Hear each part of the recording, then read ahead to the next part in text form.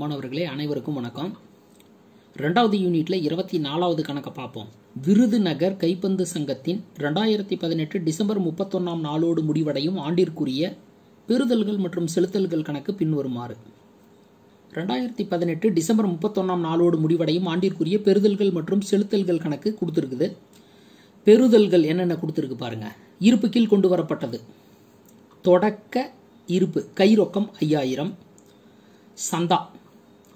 சந்தாவை பொறுத்தவரை 2017க்குரிய சந்தா 10,000, 2018க்குரிய சந்தா 55,000, 2019க்கு உரிய சந்தா 5,000. இந்த மூணும் 2018ல் வசூலாயிருக்கு. 70,000 ரூபாய் வசூலாயிருக்கு. நன்கொடைகள் 40,000. இந்த நன்கொடைகள் என்பது ஒரு வருவாய் என வரவாக கருத வேண்டும். அடுத்தது விளையாட்டு போட்டி நிதி 30,000. விளையாட்டு போட்டி நிதி என்பது ஒரு குறிப்பிட்ட நிதி. இது வருவாய் மற்றும் செலவின கணக்கில் நம்ம பதிவு செய்யக்கூடாது. அடுத்து நிலை வைப்பு மீதான வட்டி 8,000 நமக்கு வருமானம் கிடைச்சிருக்குது.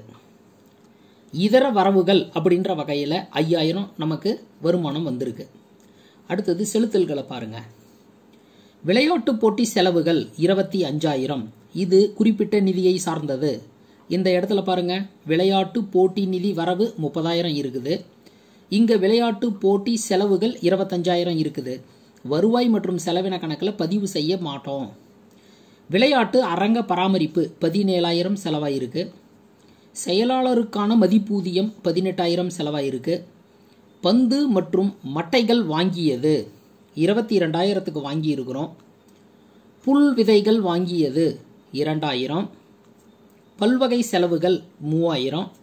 இருப்பு கீழ் இறக்குக, அதாவது இறுதி இருப்பு கையிருப்பு ரொக்கம் 7,000, வங்கி ரொக்கம் 6,000, ரெண்டும் சேர்ந்து 13,000 இறுதி இருப்பு இருக்குது. இப்போ இங்க கூடுதல் தகவல்கள் என்னென்ன கொடுத்துருக்கு பாருங்க. 1/1/2018 அன்று சங்கத்தில் இருந்த முதலீடுகள் 10,000. இது ஒரு சொத்து. வளாகம் மற்றும் மைதானங்கள் 40,000. இதுவும் ஒரு சொத்து. பந்துகள் மற்றும் மட்டைகள் இருப்பு 5,000. அதாவது தொடக்க நாள் அன்னைக்கு முதலீடு 10,000 இருக்குது. வளாகம் மற்றும் மைதானம் 40,000 ரூபாய்க்கு இருக்குது. தொடக்க பந்துகள் மற்றும் மட்டைகள் இருப்பு 5,000 ரூபாய்க்கு சொத்து இருக்குது. 2017ஆம் ஆண்டிற்கான சந்தா இன்னும் பெற வேண்டியது 5,000. இதுவும் ஒரு சொத்து தான். 2017ஆம் ஆண்டிற்குரிய சந்தா 2018ஆம் ஆண்டினுடைய இறுதியிலும் இன்னும் பெற வேண்டியது இருக்குது. இந்த 5,000 ஒரு சொத்து. 2018ஆம் ஆண்டில் பெற வேண்டிய சந்தா 6,000. 2018ஆம் ஆண்டினுடைய இறுதி நாள் அன்னைக்கு சொத்து 6,000 இருக்குது. 2018 டிசம்பர் 31ஆம் நாளோடு முடிவடையும் ஆண்டிற்குரிய வருவாய் மற்றும் செலவின கணக்கையும் அந்த நாளைய இருப்பு நிலை குறிப்பையும் தயார் செய்யவும். அப்போ இந்த முழு கணக்கையும் நான் படிச்சு பார்க்குறேன். இந்த முழு கணக்கையும் படிச்சு பார்த்துட்டு இந்த கணக்கில் முதல் நிதி கொடுக்கல அப்படின்னு தெரிஞ்சுக்கிறேன். அப்போ முதல்ல எடுத்த உடனே நான் என்ன பண்ணணும்? முதல் நிதி கண்டுபிடிக்கணும். முதல் நிதி எப்போ கண்டுபிடிப்போம்? கணக்காண்டினுடைய மொதல் நாள் 1/1/2018 அன்னைக்கு இருக்கிற பொறுப்புகள் மற்றும் சொத்துக்களை நான் பிரித்து எழுதி பேலன்ஸ் பண்ணி முதல் நிதியை கண்டுபிடிப்பேன். இப்போ 1/1/2018 அன்னைக்கு சங்கத்தினுடைய சொத்துகள் என்னென்ன இருக்குது அப்படின்னு பார்ப்போம். பாருங்க, ஃபர்ஸ்ட் இருப்பு கீழ் கொண்டு வரப்பட்டது கை ரொக்கம் 5,000. 1/1/2018 அன்னைக்கு கை ரொக்கம் 5,000 சொத்தாக உள்ளது. 5,000. சந்தா 2017ஆம் ஆண்டுக்குரிய சந்தா 10,000 2018ல் வசூலாகி இருக்குது. அப்போ 2018ஆம் ஆண்டினுடைய மொதல் நாள் 1/1/2018 அன்னைக்கு 2017ல் பெற வேண்டிய சந்தா 10,000 சொத்தாக உள்ளது. பாருங்க, சந்தா 2017ஆம் ஆண்டில் சந்தா பெற வேண்டியது 10,000 உள்ள இருக்கிற காலத்தில் எழுதிக்கிறேன். கூடுதல் தகவல்கள்ல 2017ஆம் ஆண்டிற்கான சந்தா இன்னும் பெற வேண்டியது 5000. அப்போ இந்த 5000ம் நாம் சொத்துல எழுதணும். கூட்டுக 2017 ஆண்டிற்கான சந்தா இன்னும் பெற வேண்டியது 5000. இதை பாருங்க, திருப்பியும் சொல்றேன் பாருங்க. சந்தாவை 2017 ஆண்டுக்குரிய சந்தா 10,000 ரூபாய் 18ஆம் ஆண்டுல வசூலாயிருக்குது. அப்போ 1/1/2018 அன்னைக்கு பெற வேண்டிய சந்தா 2017க்கு உரியது 10,000 இருக்குது. அது மட்டும் இல்லாம 2017 ஆண்டிற்கான சந்தா இன்னும் பெற வேண்டியது 5000 என்று உள்ளது. அப்போ 2018 வருஷத்தினுடைய கடைசி நாள் அன்னைக்கு இன்னும் பெற வேண்டிய தொகை 2017க்கு உரிய சந்தா 5000 இருக்கிறது. அப்படின்னா 2017 ஆண்டு பெற வேண்டிய சந்தா இந்த 10,000 கூட்டல் இந்த 5000 ரெண்டையும் கூட்டி போட்டுக்கிறேன். 2017 ஆண்டில் சந்தா பெற வேண்டியது 10,000. எப்போ? 1/1/2018. 2017 ஆண்டிற்கான சந்தா இன்னும் பெற வேண்டியது 2018 வருஷம் கடைசி நாள் அன்னைக்குமே ஒரு 5000 ரூபாய் 2017 ஆண்டு வசூல் ஆகல. அப்படின்னா 2017 ஆண்டில் பெற வேண்டிய சந்தா 15,000 ரூபாய் உள்ளது என்று அர்த்தம். அப்போ 10,000த்தையும் 5,000த்தையும் கூட்டினா 15,000. நான் துவக்க நாள் அன்றைய சொத்துக்களை தான் எழுதணும். இப்போ இதுல கொடுத்திருக்கிற மேலும் இருக்கிற விவரங்கள் எல்லாம் துவக்க நாள் அன்னைக்கு உரிய விவரங்கள் இல்லை. ஒரே ஒரு விவரம் தான், கை ரொக்கம் 5,000 என்ட்ரி போட்டுட்டேன். அதுக்கப்புறம் சந்தா இது ஒரு 10,000, இது ஒரு 5,000 என்ட்ரி போட்டுட்டேன். அடுத்தது கூடுதல் தகவலை பாருங்க. 1/1/2018 அன்று சங்கத்தில் இருந்த முதலீடு 10,000 ரூபாய். மொதல் நாள் 1/1/2018 அன்னைக்கு முதலீடு 10,000 ரூபாய். அடுத்தது பாருங்க, வளாகம் மற்றும் மைதானத்தினுடைய துவக்க நாள் மதிப்பு 40,000. 1/1/2018 வளாகம் மற்றும் மைதானத்தினுடைய மதிப்பு 40,000. அடுத்து பந்துகள் மற்றும் மட்டைகளினுடைய இருப்பு, துவக்க இருப்பு 5,000 ரூபாய்க்கு பந்துகள் மற்றும் மட்டைகள் இருக்கு. அதுவும் ஒரு சொத்து. பந்துகள் மற்றும் மட்டைகள் இருப்பு 5,000. இந்த கணக்கில் பொறுப்புகள் பக்கம் என்ட்ரி பண்றதுக்கு துவக்க நாள் அன்னைக்கு எதுவும் கிடையாது. இப்போ துவக்க நாள் அன்னைக்கு இருக்கிற சொத்துக்களை கூட்டுறேன். 5,000, 15,000, 10,000, 40,000, 5,000 எல்லாத்தையும் கூட்டினா 75,000 கிடைக்குது. அதே 75,000 இந்த பக்கமும் எழுதிக்கிறேன். துவக்க நாள் அன்றைக்கு உரிய பொறுப்புகள் ஏதும் இல்லாத காரணத்தினால் இந்த 75,000 அப்படியே முதல் நிதிக்கு நேராக எழுதிக்கிறேன். அப்போ இந்த கணக்கினுடைய விட முதல் நிதி ரூபாய் 75,000. இப்போ அடுத்து நான் வருவாய் மற்றும் செலவின கணக்கை தயாரிக்கணும். வருவாய் மற்றும் செலவின கணக்கினுடைய படிவம் இந்த மாதிரி நான் தயாரித்து வச்சுக்கிறேன். கேள்வியில் செலுத்தல்கள் பக்கத்தை பார்த்து வருவாய் மற்றும் செலவின கணக்கினுடைய செலவுகள் பக்கம், அதாவது பற்று பக்கம் பதிவுகளை செய்யறேன். ஃபர்ஸ்ட் விளையாட்டு போட்டி செலவுகள் என்று உள்ளது. இந்த விளையாட்டு போட்டி செலவுகள் என்பது ஒரு குறிப்பிட்ட நிதியை சார்ந்தது. பாருங்க, இங்க விளையாட்டு போட்டி நிதி அப்படின்னு பெறுதல்கள் பக்கம் இருக்கு பாருங்க.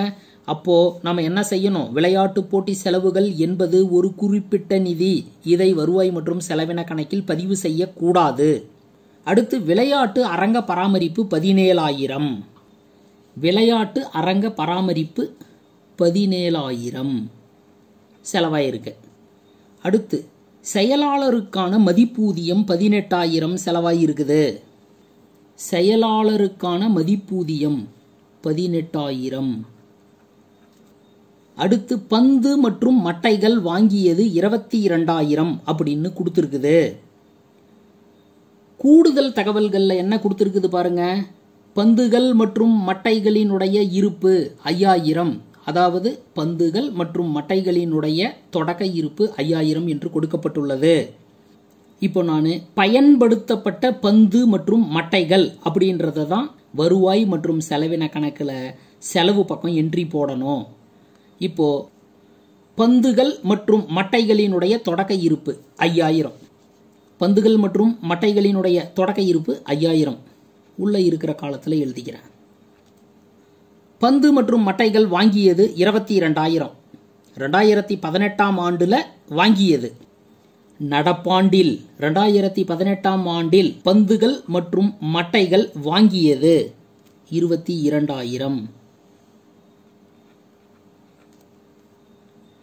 பந்துகள் மற்றும் மட்டைகளினுடைய இறுதி இருப்பு என்று எதுவும் இந்த கணக்கில் கொடுக்கப்படவில்லை. அப்போ பயன்படுத்தப்பட்ட பந்து மற்றும் மட்டைகள் என்பது 5000 கூட்டல் 22,000 27,000 என்பது அந்த 2018 வருஷம் பயன்படுத்தப்பட்ட செலவு செய்யப்பட்ட பந்து மற்றும் மட்டைகள் மதிப்பு. அடுத்தது பாருங்க, புல் விதைகள் வாங்கியது 2000 ரூபாய் செலவு. புல் விதைகள் வாங்கியது 2000 ரூபாய். அடுத்தது பாருங்க, நிலை வைப்பு 58,000. இது ஒரு முதலின செலவு. இந்த வருவாய் மற்றும் செலவின கணக்கில் பதிவு செய்யக்கூடாது. அடுத்து பல்வகை செலவுகள் 3000. பல்வகை செலவுகள் 3000. அடுத்து இருப்பு கீழ் இறக்குக. கையிருப்பு ரொக்கம், வங்கி ரொக்கம், இறுதி ரொக்கம் ரெண்டையுமே நாம வருவாய் மற்றும் செலவின கணக்கில் என்ட்ரி போடக்கூடாது.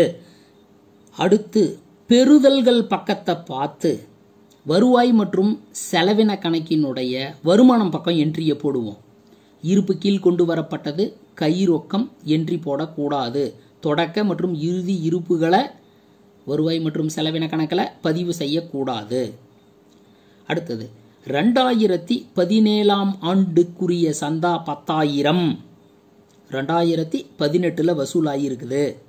வருவாய் மற்றும் செலவின கணக்கில் நடப்பாண்டுக்குரிய 2018 ஆண்டுக்கு உரிய சந்தாவை மட்டும்தான் பதிவு செய்ய வேண்டும்.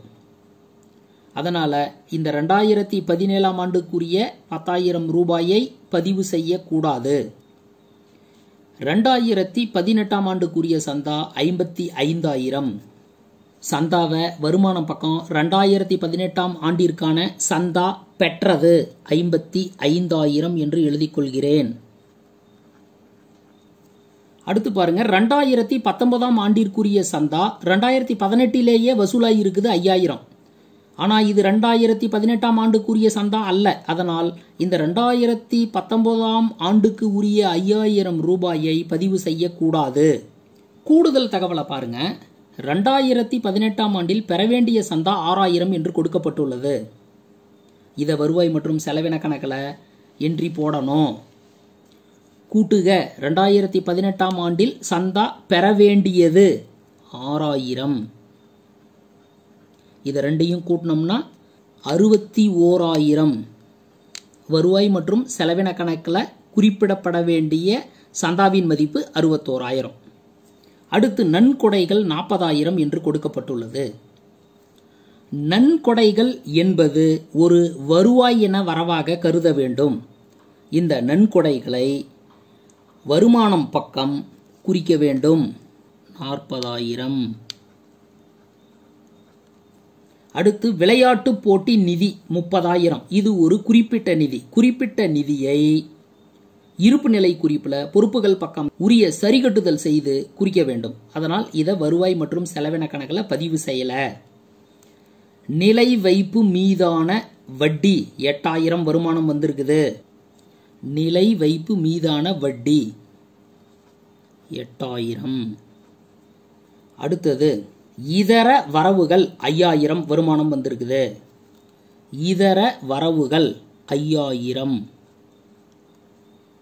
இப்போ நான் என்ன பண்றேன், வரவு பக்கத்தை எல்லாத்தையும் கூட்டுறேன், பற்று பக்கம் இருக்கிற எல்லாத்தையும் கூட்டுறேன்.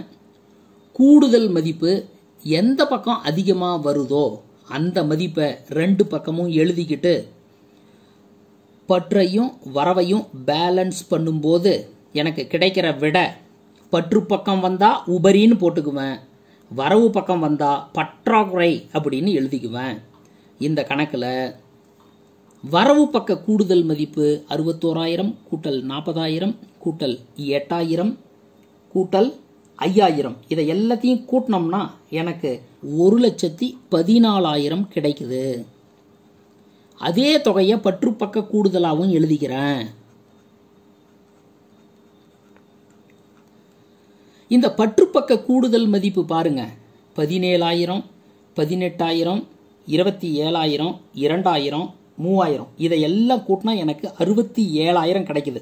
இந்த 67,000 1,14,000 இருந்து கழிச்சோம் அப்படின்னா எனக்கு 47,000 கிடைக்கிறது. இந்த 47,000 தான் வருவாய் மற்றும் செலவின கணக்கினோட விடை. பாருங்க, உபரி ரூபாய் 47,000. அடுத்து நாம 2018 டிசம்பர் 31 அன்றைய தினம் இருப்பு நிலை குறிப்பு தயாரிக்கணும். இருப்பு நிலை குறிப்பினுடைய படிவம் இந்த மாதிரி நாம அமைச்சு வச்சுக்கணும். இந்த இருப்பு நிலை குறிப்புல ஃபர்ஸ்ட் எடுத்த உடனே பொறுப்புகள் பக்கம் முதல் நிதி அப்படின்றத எழுதணும்.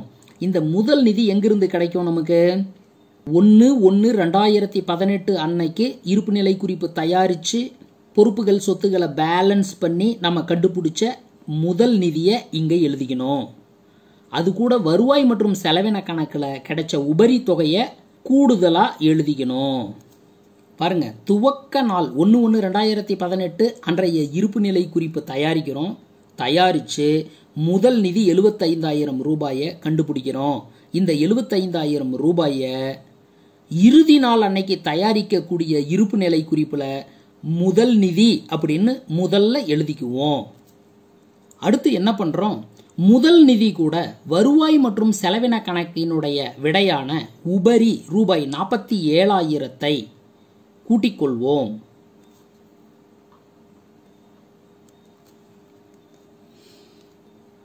அடுத்து கணக்க பார்ப்போம்.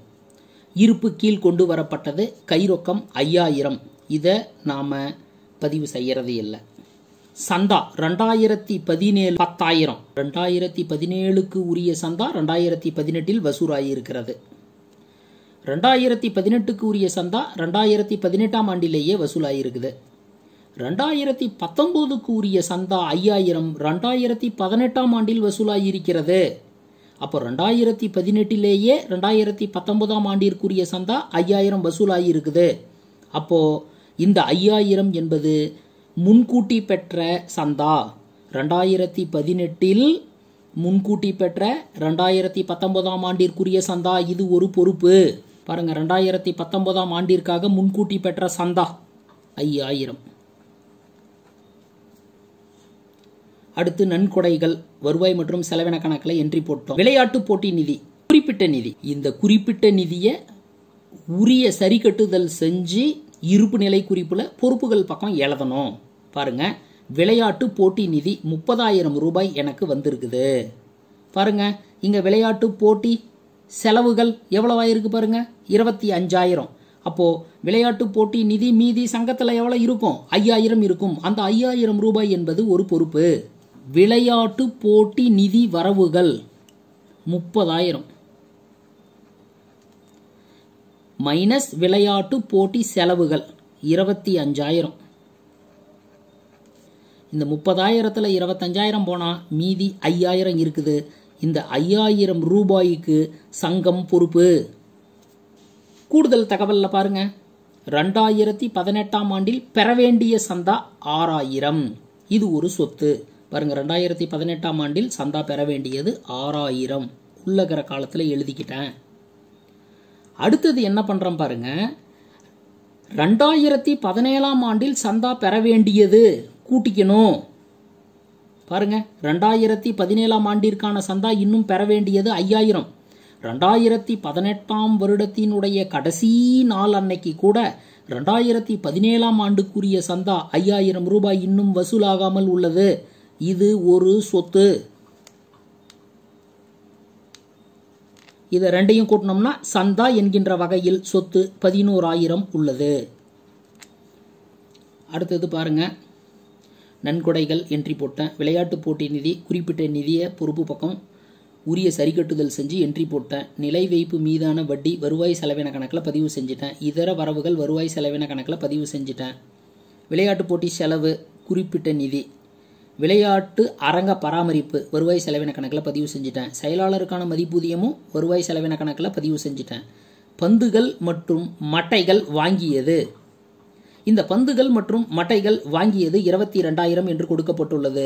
பந்துகள் மற்றும் மட்டைகளினுடைய இறுதி இருப்பு என்று இந்த கணக்கில் எதுவும் கொடுக்கப்படவில்லை. அதனால் பந்துகள் மற்றும் மட்டைகளினுடைய இறுதி இருப்பு என்று எதுவும் இருப்பு நிலை குறிப்பில் சொத்துகள் பக்கம் வராது. புல் விதைகள் வாங்கியது என்ட்ரி போட்டாச்சு ஏற்கனவே வருவாய் மற்றும் செலவின கணக்கில். நிலை வைப்பு 58,000 சொத்துக்கள் பக்கம் பதிவு செய்தனோ. நிலை வைப்பு 58,000 சொத்துக்கள் பக்கம் பதிவு செஞ்சிட்டேன். அடுத்தது கணக்குக்கு போங்க. பல்வகை செலவுகள் ஏற்கனவே வருவாய் மற்றும் செலவின கணக்கில் பதிவு செஞ்சிட்டேன். அடுத்தது கூடுதல் தகவல்களை பாருங்க. 1/1/2018 அன்று சங்கத்தில் இருந்த முதலீடுகள் 10,000 சொத்து. இந்த 10,000 முதலீடுகள் சொத்தாக காட்ட வேண்டும். வளாகம் மற்றும் மைதானம் 40,000 ரூபாய்க்கு இருக்கிறது. 1/1/2018 அன்னைக்கு இருக்குது. அப்போ அந்த வளாகம் மற்றும் மைதானம் அப்படியே இறுதி நாள் அன்னைக்கும் இருக்கும். 40,000. இறுதி இருப்பு கீழ் இறக்குக. கையிருப்பு ரொக்கம் 7,000, வங்கி ரொக்கம் 6,000. பாருங்க, கை ரொக்கம் 7,000, வங்கி ரொக்கம் 6,000 என்பது சொத்துகளாக இருக்கிறது. இதை ரெண்டையும் கூட்டினோம்னா நமக்கு 13,000. இப்போ சொத்துக்கள் பக்கம் எல்லாத்தையும் கூட்டுங்க. 11,000, 58,000, 10,000, 40,000, 13,000 எல்லாத்தையும் கூட்டினோம்னா 1,32,000 கிடைக்கிறது. அதே போல பொறுப்புகள் பக்கம் எல்லாத்தையும் கூட்டுங்க. 1,22,000, 5,000, அப்புறம் ஒரு 5,000 எல்லாத்தையும் கூட்டினோம்னா 1,32,000 கிடைக்கிறது. பொறுப்புகள் பக்கமும் சொத்துக்கள் பக்கமும் விட சமமாக இருக்கு. இருப்பு நிலை குறிப்பு மொத்தம் ரூபாய் 1,32,000.